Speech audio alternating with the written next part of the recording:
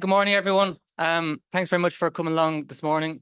So this morning we have Gabriela Martinez Sainz from the School of Education. She's going to talk about holistic sustainable well-being, talk about a project that she's running and incorporating sustainable well-being into the curriculum. So I'll hand over to Gabriela straight away. Thank you very much. And thank you everyone for joining me to. Okay, perfect. Thank you everyone for joining. I thought about presenting this project because in my mind, it's something that might be of interest and beneficial to many of you, or if not, that you could have really strong views about this and you can let me know before we submit the report of the project. So it's slightly selfish way to also gather your views about this idea. Okay. Yep. As we applied as a group of people for funding, the SATLE funding, it's to improve teaching and learning in universities. And one of the first things we wanted to do was say, okay, we know UCD has a really strong emphasis on sustainability, and there are courses, modules, programs, activities, a lot of things are happening in sustainability. What is happening with well-being? Because there's also a big push for students' well-being, staff well-being. And is there something happening to integrate these two? Because conceptually, we know we can't discuss one without the other. Like when we're thinking about taking care of ourselves, we do that in relation to the place we're living, with the planet we are living in, with the communities we are part of. And the other way around, when we think about taking care of the planet, of the prosperity of future generations, it's very hard to think how that looks like if we don't think how our individual and social well-being plays their part. So we wanted to say, okay, what happens if we bring these two together and how that could look like?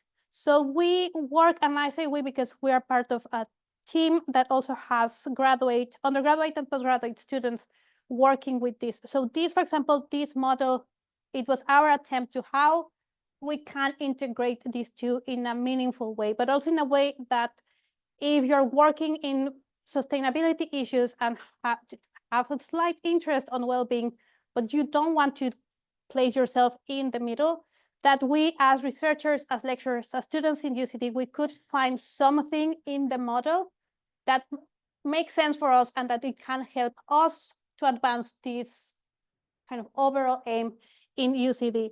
So our goal to bringing these two together, and that's why it's called holistic sustainable well-being, and not just kind of bringing these two ideas and match them and create a very muddled combination. It's about thinking holistically, individual, social, economic, and environmental layers. And our aim is to have healthy and resilient individuals, communities, and ecosystems. And that's great. It sounds fantastic, but the funding, if you might remember, was for teaching and learning and how we can bring this into teaching and learning in UCD. So we did first a mapping of what was happening in UCD.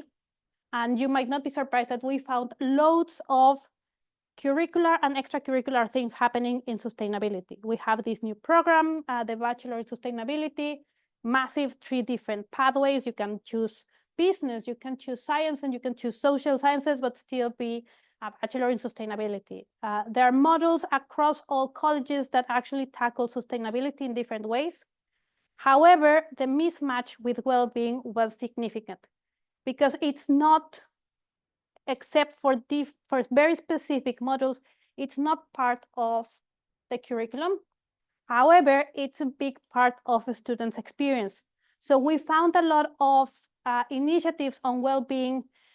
Think of well-being as this, both the objective and the subjective part. So the objective as health, services, all these objective measures, but also the subjectives, like mental health, life satisfaction, happiness.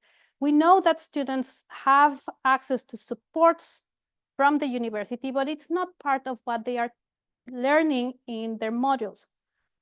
And the first complaint that we will have from lecturers like, well, but it's not part of my module. Like why I'm now going to teach about mental health if my module is on geography, or I don't know, insert here the name of your module.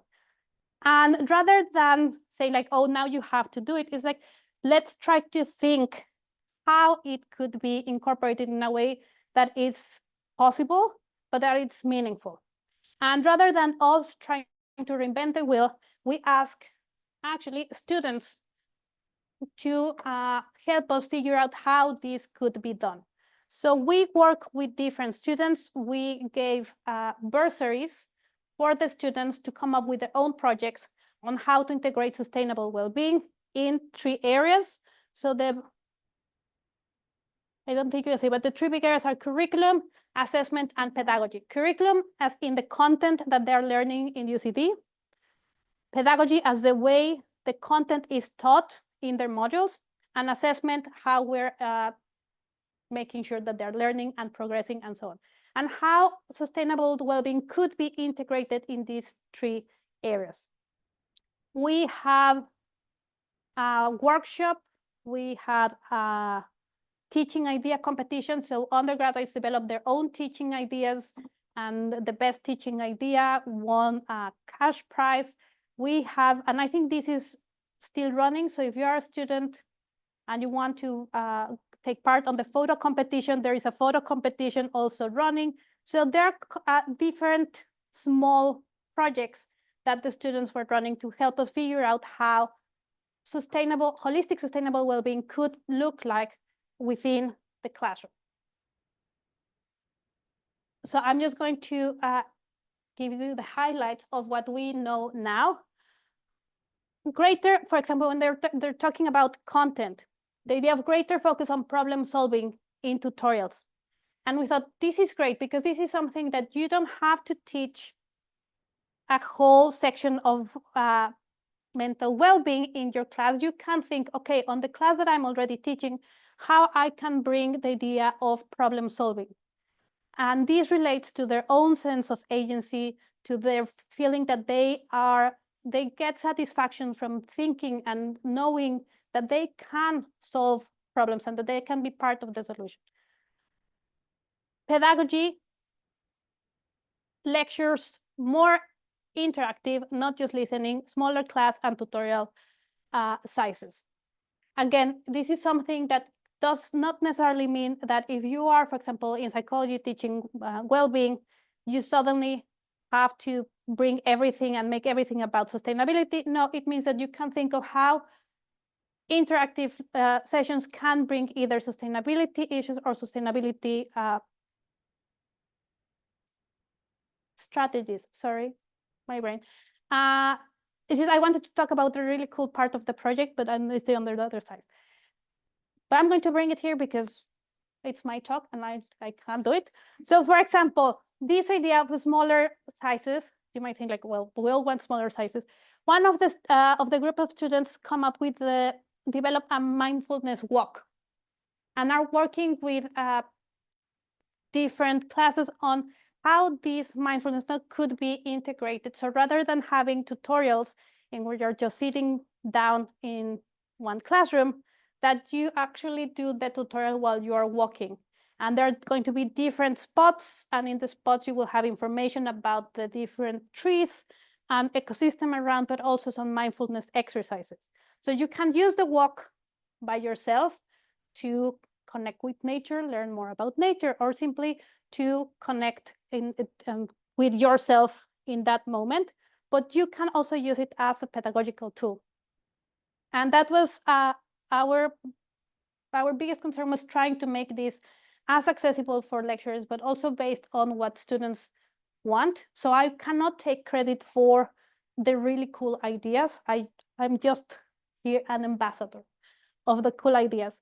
Finally, assessment opportunities for different types of assessment. And yes, this relates a lot with other things that are happening, but it's about being creative and thinking how our assessments can be more sustainable and how our assessments can be more meaningful without necessarily stressing students in a terrible way.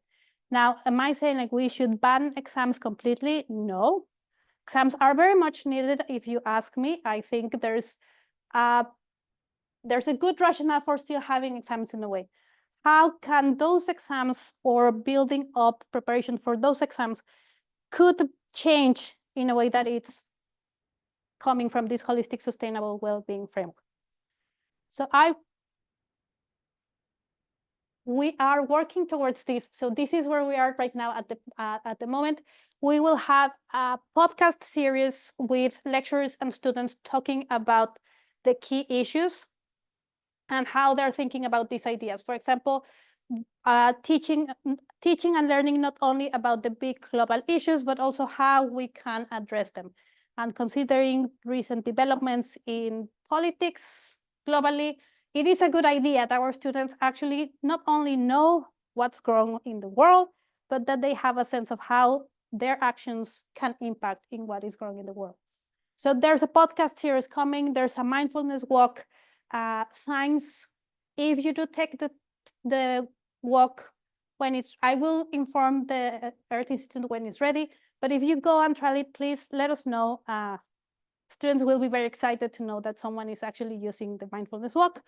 We will have different graphic summaries for students as well as lecturers, and we'll have a toolkit for educators. Our students were very keen to also share this with the student union, so the student union could advocate for things. And I have to say, well, my job as an ambassador, as a supporter, ends with empowering you. If you want to move these things forwards with your own lecturers, with your own programs, that's fantastic. But I believe in just sharing knowledge and then letting people build their own, make their own choices and feel how this could adapt in things that they're already doing. So we're not imposing sustainable well-being because that will probably be detrimental to your own agency capacity and life and work satisfaction. So this is a project, and yes, I'm happy to talk about it more if you want.